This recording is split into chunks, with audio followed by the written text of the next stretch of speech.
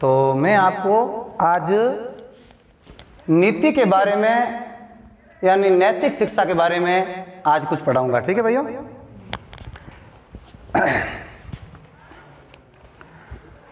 देखो हम स्कूल आते हैं ना, तो आप किसी धर्म को, किसी जाति को, किसी वर्ग को, किसी संप्रदाय को साथ में लेके नहीं आते। ठीक है ना, क्योंकि भारत धर्मनिरपेक्ष देश है। किसी एक धर्म का पक्ष नहीं, यानी स्कूल में जब आते हैं तब हिंदू बनके या मुसलमान बनके या सिख बनके किसी धर्म विशेष को साथ में लेके हमको नहीं आना। ठीक है।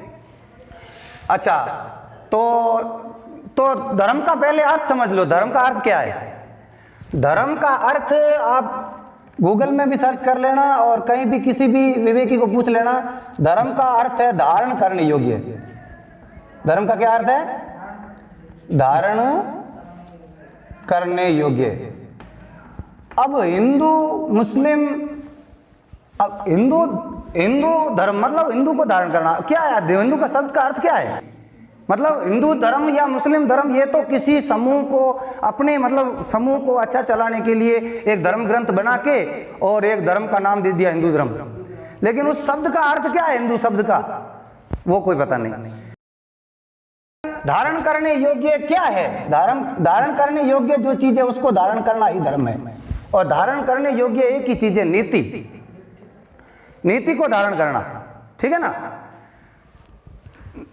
नीति को धारण करना मतलब नैतिक धर्म कहलाता है। ठीक है ना। तो हमारा स्कूल में आया ना, तो यानी धारण करने योग्य सीखना है ना, तो नीति की चीजें सीखना, नीति के बारे में सीखना है। नीति मतलब एक तो संविधान में नीतियां हैं, कानून है, विधि है।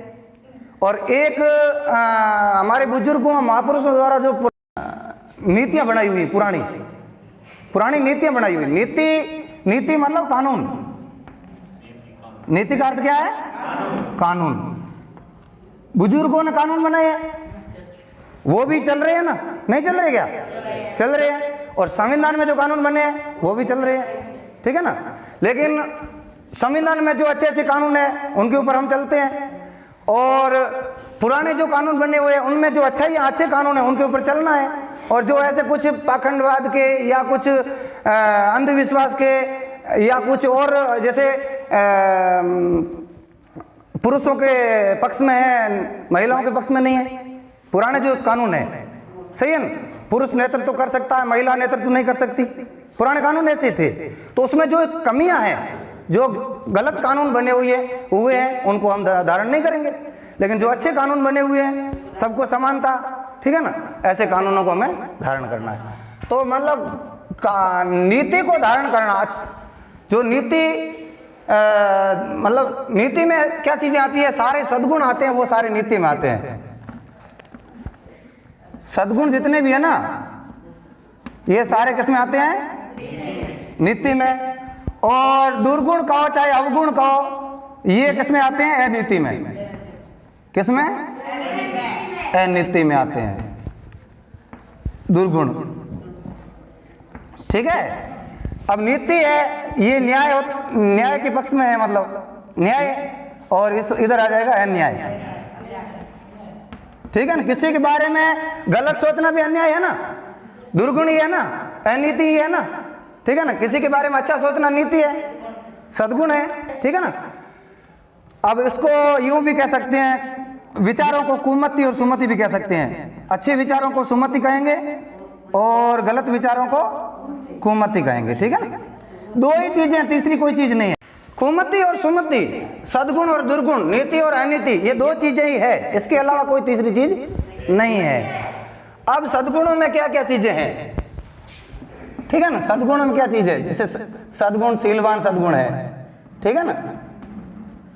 ठीक है ना। संतोष भी एक सद्गुण है। दया, क्षमा, मृदु का मतलब मृदुभाषी होना, मीठा बोलना। मृदु मतलब उसका व्यवहार मीठा होना चाहिए, है अच्छा व्यवहार। ऐसे खूब सारे याद आएंगे, वैसे भी मैं लिखता रहूंगा। ठीक है ना। अब आगे दुर्गुण। दुर्गुणों में क्या क्या चीजें हैं? ठीक है।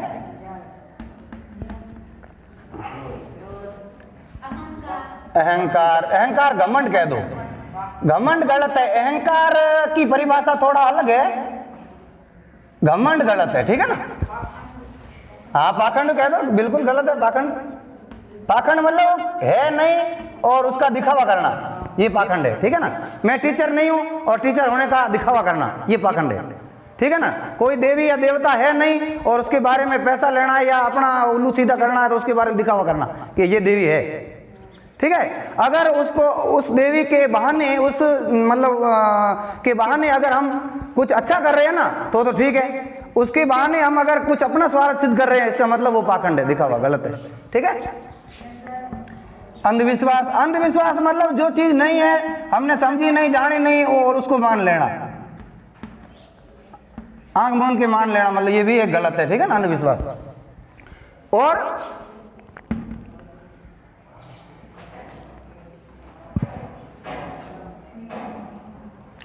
एक तृष्णा भी गलत चीज है। तृष्णा क्या होती है बताओ? जैसे मान लो अपना स्टूडेंट लाइफ है, अपने को अपना जो अपना काम है, ड्यूटी है वो करना है अपना, ठीक है ना, पढ़ाई वाला। हम पढ़ाई जो काम कर रहे हैं उसको छोड़ के और तृष्णा कर रहे हैं कि भाई उसके जो है 5,000 की घड़ी है मेरे होनी चाहिए, उसके इतने का सूट है मेरे होना चाहिए, उसके कार है मेरे होना चाहिए। ये जो विचारों के किले बनाना, विचार मन में मतलब तृष्णा करना कि मेरे ये हो जाए, ये हो जाए। हम मेहनत करेंगे, अभी जो अपना वर्तमान अभी सुधारेंगे तो भविष्य अपने आप सुधर जाएगा। वर्तमान में क्या करना वो छोड़ के हम भविष्य के बारे में सोचेंगे, मेरे ये होना चाहिए, ये होना चाहिए, ये तृष्णा है, ठीक है ना। ये मतलब अपने को विचारों के किले नहीं बनाना, ठीक है ना, कि भाई मेरे ये होना नहीं। बिल्कुल जीवन में संपत्ति, पैसा वगैरह सब कुछ होना चाहिए, गाड़ी मकान सब, लेकिन ऐसा नहीं है कि भाई उसके लिए चिंतन करते रहें। कोई ऐसे होते हैं जो बड़े बड़े विचार ही करते रहते हैं, विचार के ही किले बनाते हैं, जो वर्तमान में हमें क्या करना वो भूल जाते हैं, उनका मन फिर लगा रहता है उसमें, तृष्णा में, ठीक है ना। कभी कभार वो तृष्णा तनाव बन जाती है, मेरे ऐसा क्यों नहीं है, तनाव का रूप ले लेती है, टेंशन का रूप, ठीक है ना। तो तृष्णा, चिंता भी गलत है। चिंता कौन सी गलत है? तनाव है ना वो गलत है, लेकिन ये दुर्गुण है। लेकिन एक जैसे मेरे को पढ़ाने की चिंता है या स्कूल चलाने की चिंता है, ये तो जरूरी है, नीति में है। लेकिन जो तनाव मतलब उसके ऊपर मतलब रात को नींद भी नहीं आए, ठीक है ना, जो अपना वर्तमान में हमें क्या करना चाहिए वो ड्यूटी भूल जाए, वो चिंता में लग जाए, ठीक है ना, तो वो तनाव गलत है, ठीक है।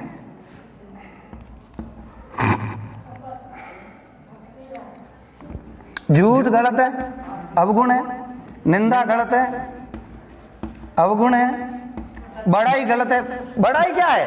जैसे मैं मेरा परिचय दे दूं, वो कोई बड़ाई नहीं है। मान लो सभी सोचेंगे ना भाई ये कौन है, कहाँ से आ गया, फिर बीच बीच में पूछेंगे तो पहले परिचय देना चाहिए ना, भाई मेरा नाम ये है, मैं उस गांव का हूँ, हैं, तो वो परिचय देना बड़ाई नहीं है। लेकिन जो है नहीं उससे बढ़ा चढ़ा कर अपने आप को मानना या कहना, बताना कि मैं ये हूँ, मैं ये हूँ, मेरे में ये है, वो बड़ाई है, ठीक है ना।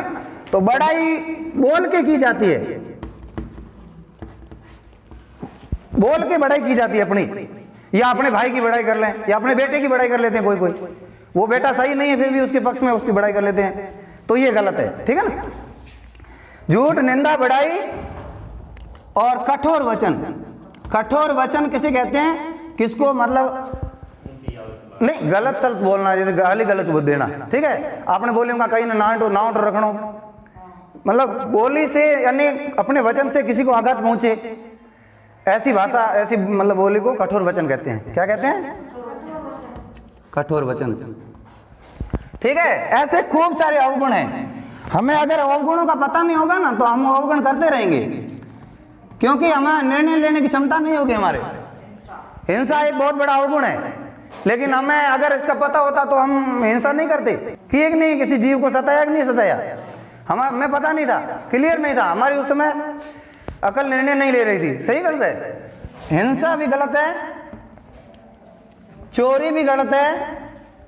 कि जैसे क्रोध है, क्रोध को हम नीति से क्रोध करेंगे ना, जैसे हमारे से छोटे भाई को मतलब सही रास्ते लाने के लिए, ठीक है, हम क्रोध कर रहे हैं, वो नीति से कर रहे हैं, कंट्रोल में है हमारे।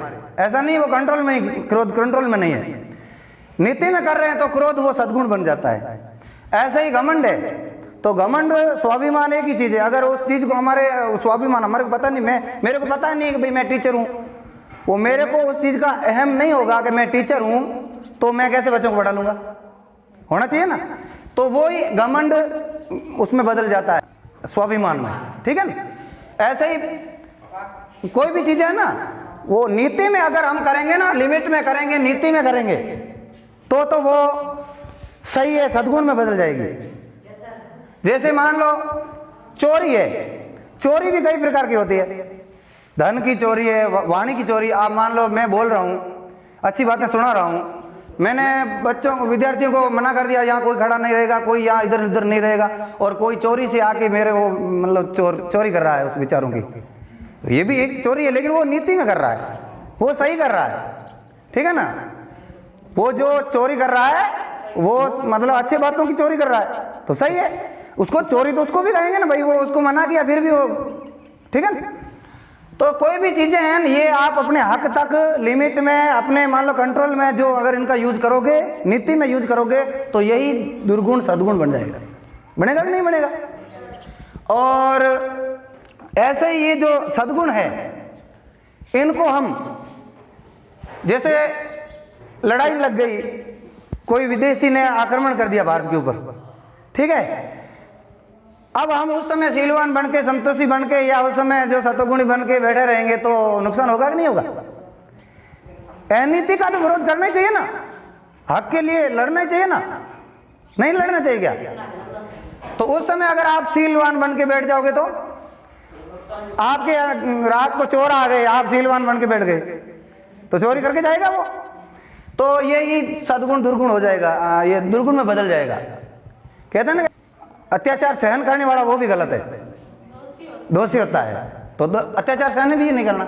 तो मेरा कहना ये है कि नीति अनीति दोनों को अपने को ध्यान में रखना है। कोई भी विचार आए कि भाई मेरे हक में आया है, नीति में आया है, तो विचार को अपने स्थान देना है उसको, ठीक है ना, विचारों के ऊपर चलना भी है, विचार को लागू करना है।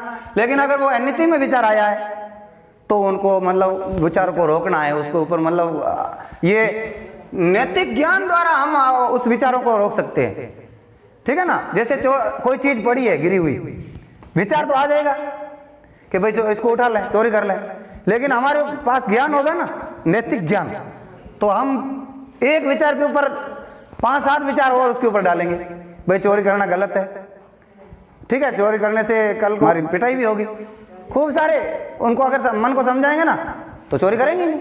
हमारे को ये क्लियर नहीं होगा उस समय, हमारे बुद्धि निर्णय नहीं लेगी ना तो चोरी कर लोगे आप। तो निर्णय लेने की क्षमता होनी चाहिए। क्या होना चाहिए? हर समय निर्णय लेने की क्षमता होनी चाहिए। तो हमारा धर्म कौन सा है? नैतिक धर्म। ना तो हिंदू धर्म है, न मुस्लिम धर्म है, न सिख धर्म है। हमारा स्कूल में आया हमारा धर्म क्या है? नैतिक धर्म, मतलब नीति को धारण करना। धर्म मतलब धारण करने योग्य, और धारण करने योग्य एक ही चीज है, नीति, ठीक है ना। बाकी कोई धारण करने योग्य नहीं है कि भाई आप बाल बड़े बड़ा लोन ये का, कोई कहते हैं भाई ये सिख है ना, बाल रख देते हैं, ये हमारा धर्म है, सिख धर्म है। ये तो अपने समूह को मतलब एक अलग पहचान बनाने के लिए, फिर उसमें क्या है वो बांट दिए ना कि सिख अलग कर दिए, मुस्लिम अलग कर दिए, हिंदू अलग कर दिए, उसमें झगड़ा भी है। आज राम मंदिर में उसमें वो मस्जिद के ऊपर झगड़ा हो रहा है। क्या हो रहा है? क्योंकि वो जो धर्म ग्रंथ बनाए हैं उनमें जो है एक दीवारें खड़ी कर दी है, उनके अलग अलग पहचान बना दी है कि भाई हिंदुओं की ये पहचान है, मुस्लिम की ये पहचान है, सही गलत है, सिखों की ये, तो ये सारे बनाए इंसान ने। लेकिन फिर कहा क्या है कि अल्लाह ने मतलब कुरान शरीफ बना के भेज दी, ब्रह्मा भगवान ने उसने वो वेद प्रकट कर दिए। ये मतलब क्योंकि जो अनिति कर रहे होते हैं ना, जो व्यभिचारी होते हैं, जो दुराचारी होते हैं, वो मतलब इंसान से डरते नहीं है, इसलिए उनको कह देते हैं कि भाई वो भगवान ने ये कहा है आप डरो, तब वो मान लेते हैं क्योंकि उसकी प्रशंसा सुनी हुई भगवान की, सुनी हुई है ना कि वो महान है, तो उससे जरूर उस बात से फिर वो रुक जाते हैं, मान लेते हैं, ठीक है ना। तो मेरा कहना ये है कि नीति में क्या क्या चीजें हैं, अनीति में क्या क्या चीजें हैं, वो हमारे को पता होना चाहिए। हाँ, जब भी विचार आता है ये मन से विचार आता है। किससे आता है?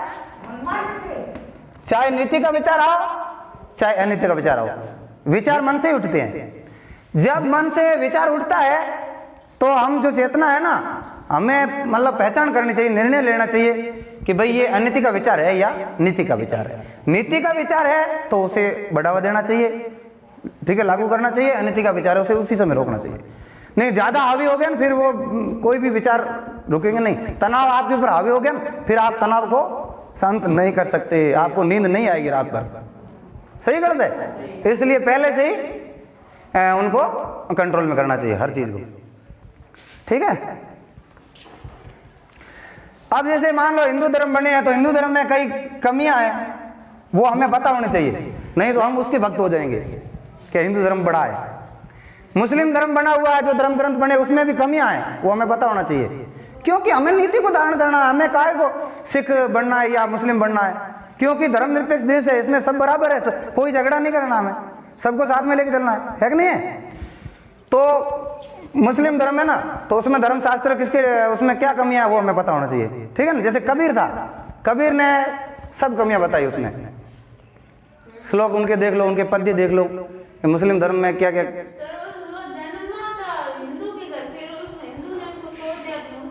देखो ये कहानी बनाई हुई है, हाँ ठीक है, जो भी है, लेकिन उसने मतलब किसी अपनी जात को छिपा लिया कि क्या मतलब जाति से, जाति एक झगड़ा है, ठीक है ना।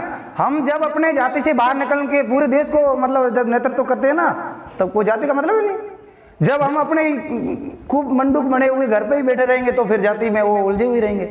जब ये नेतृत्व कर रहे थे ना, उस समय पूरे विश्व देश में घूम घूम के कर रहे थे, उनको सब पता था, इसलिए उन्होंने वो ये दीवारें बनाई हुई है, जातियां हमने बनाई, जातियां कोई पहले से नहीं बनी हुई है।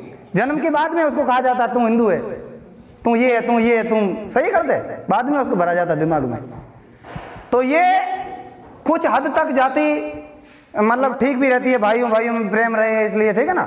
लेकिन बड़े लेवल में ना, जब हम स्कूल आते हैं या बड़े लेवल में कोई भी पद हमें प्राप्त हो जाता है तो सबको साथ में लेके चलना है, सबका नेतृत्व करना है, सबको समानता देना है, ठीक है ना।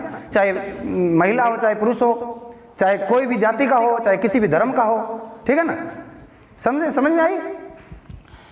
अच्छा, तो जैसे मान लो मुस्लिम धर्म जो कुरान शरीफ है, उसमें इंसान के पक्ष में सब बातें लिखी हुई है कि इंसान के लिए अल्लाह ने ये प्रकृति बनाई है, धरती बनाई है, इसमें आप पशुओं को खा सकते हो, बकरा ईद करके खाते ना, तो ये बनाई कि इंसान ने बनाई है, जो विवेकी थे ना उन्होंने बनाई, ठीक है। क्योंकि पशु कुछ नहीं कर सकता, वापस कोई बदला ले नहीं सकता, उनको पता है, ठीक है ना। मेरा कहना यह है कि अगर हम हिंसा करेंगे ना, हिंसा किसी को भी दर्द पहुंचाना गलत है, ठीक है ना। इसलिए जो भी कमी है ना, चाहे मुस्लिम धर्म में चाहे हिंदू धर्म में, वो कमी हमारे को छोड़ देना है, ठीक है ना। सबसे रिलमिल चालिए नदी नाव संजोग, कोई मुस्लिम धर्म का प्रोग्राम होता है तो उसमें भी शामिल हो जाइए, ठीक है। हिंदू धर्म का प्रोग्राम हो उसमें शामिल हो जाइए, ठीक है ना। कमी है तो उसको ग्रहण करना नहीं, अच्छा को ग्रहण करना अपने को, सही करते हैं। हाँ, तो अब जैसे आप कहोगे कि तो ऐसे तो फिर ये पेड़ पौधों में भी जीव है, इनको भी नहीं काटना चाहिए, फिर हमारे चलेगा कैसे। खेती बाड़ी करते हैं उसमें पेड़ पौधों काटना पड़ता है, नहीं काटना पड़ता। देखो भैया, जैसे हमारा शरीर है ना, ऐसे ये प्रकृति है। हमारे शरीर में जैसे बाल है ना, इसको एक बाल को आप काट दो, क्या होगा? दर्द होगा क्या? शरीर को अपने को दर्द होगा क्या? नहीं होगा। बाल को आप ऊपर से काट दो, नहीं, अकेले को आप मतलब खींच लो, इतना दर्द नहीं होगा। इसमें शून्य, इसमें चेतना शून्य है, मतलब दर्द बहुत कम होता है। लेकिन आप ऊपर से काट दो तो कोई दर्द नहीं होगा। ऐसे ही जो सूखे पेड़ है ना, वो बालों की तरह है। तो बात दर्द की आई है, हिंसा की आई है, ठीक है ना। बाकी पेड़ों को बचाना है, प्रकृति को सुंदर बनाना, तो 2 पेड़ काट लिए, उस जगह 2 पेड़ और लगा लिए, 4 पेड़ और लगा लो, प्रकृति में सौंदर्य बराबर रहेगा, ऑक्सीजन बराबर मिलेगा, सही करते हैं। तो सूखे पेड़ हमारे सिर के बालों की तरह है, ठीक है, समझ में आ गई। अच्छा, हरे पेड़ है ना, हरे पेड़ अपन ऊपर से काटते हैं ना, तो उनको दर्द नहीं होता, उनके अंदर मन नहीं है। सुख दुख कहाँ किसमें होता है? मन में। हमारे मन है इसलिए सुख दुख होता है, ठीक है ना। पेड़ पौधों में मन नहीं है लेकिन चेतना है, तो चेतना है इसलिए वो छुई मुई का पेड़ होता है, उसके आप हाथ लगाते वो सिकुड़ जाता है, आपने पढ़ा होगा, है ना। चेतना सब में है। तो मेरा मतलब ये है कि चेतना इनकी जड़ में रहती है। और हमारे मस्तिष्क में रहती है। हमारा कोई माथा काट लो ना या मस्तिष्क के कोई चोट पहुंच जाए तो चेतना यहाँ से निकल जाती है, ठीक है ना। ऐसे ही पेड़ पौधे की आप जड़ काटोगे तो वो चेतना जाएगी, हरा हो जाता है ना। मेरा कहना यह है कि जड़ से पेड़ पौधे को मत काटो जब अपने को इतनी जरूरत नहीं है तो। ऊपर से आप काटो, अपना घर बनाओ, उसको दुख नहीं होगा, ठीक है ना। और खेतों में हम अगर नीचे से भी पेड़ों को काटना पड़ता है तो इस जगह आप जैसे अपने पेड़ काटे हैं तो इस जगह अपन दूसरे खूब सारे पेड़ लगा दो, गलियों में लगा दो, कहीं स्कूल में लगा दो, घर पे लगा दो, पेड़ पौधे खूब सारे लगाओ। अपने जो प्रकृति का हनन किया है, जो हानि की है, वो बराबर हो जाएगा। नीति ये कहती है, मैं नीति की बात कर रहा हूँ। किसकी बात कर रहा हूँ? नीति की, ठीक है ना। अल्लाह परमात्मा एक चीज मानी हुई है और वो क्या, ऐसी कोई जगह नहीं है जहां वो परमात्मा नहीं है, ऐसा कहते महापुरुष, ठीक है। कोई भी हो, कुरान शरीफ में भी ये कहते हैं, ऐसी कोई जगह नहीं जहां अल्लाह नहीं है, ठीक है। और वो न चलता है, न फिरता है, न हिलता है, न डुलता है, न उसको काट सकती, न अग्नि जला सकती है, न वो करता कुछ है, अकर्ता है, न उसमें क्रिया लागू है, देखना, सुनना, बोलना, कोई क्रिया लागू नहीं है, ठीक है ना। अच्छा, उससे जो कुछ बने हैं ना, जितनी चेतनाएं बनी है ना, वो सारा सब कुछ करती है। क्रिया उसमें है, चेतनाओं में है, लेकिन चैतन्य जो है ना अल्लाह परमात्मा, वो उसमें कुछ क्रिया नहीं है लागू, ठीक है ना। तो उसको हम इसलिए धन्यवाद देते हैं क्योंकि हमारा जो परम पिता है, चेतना, हम चेतना है ना, तो चेतना किससे प्रकट हुई? चैतन्य से हुई। जैसे ये प्रकाश स्वयं बिजली से होता है, बिजली नहीं है तो प्रकाश भी नहीं है। तो चेतनाओं का अस्तित्व कब है? जब वो अल्लाह परमात्मा है, चैतन्य है, तब।